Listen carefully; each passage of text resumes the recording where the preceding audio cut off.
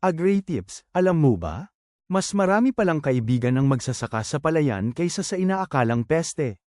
Ayon sa mga datos mula sa PhilRice at IRRI, tinatayang may higit sa 600 na uri ng beneficial insect sa mga palayan sa Pilipinas, kumpara sa humigit kumulang 80 hanggang 100 lamang na destructive insect species. Kabilang sa mga kaibigan ng magsasaka ay ang lady beetle, hoverfly, dragonfly, parasitic wasp, at spiders, na tumutulong sa pagpuksa ng mga peste tulad ng aphids, stem borers, at rice bugs. Dahil dito, mas pinapahalagahan ngayon ang IPM, Integrated Pest Management, kung saan ginagamit ang natural enemies, cultural practices, at tamang monitoring imbes na agad gumamit ng kemikal. Tandaan, mas maraming kakampi ang kalikasan, protektahan natin sila.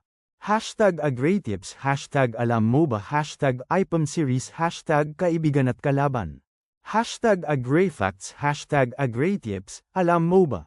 Mas marami pa palang kaibigang kulisap ang magsasaka, kaysa sa kalaban. Ikaw, ilan na ang kilala mo?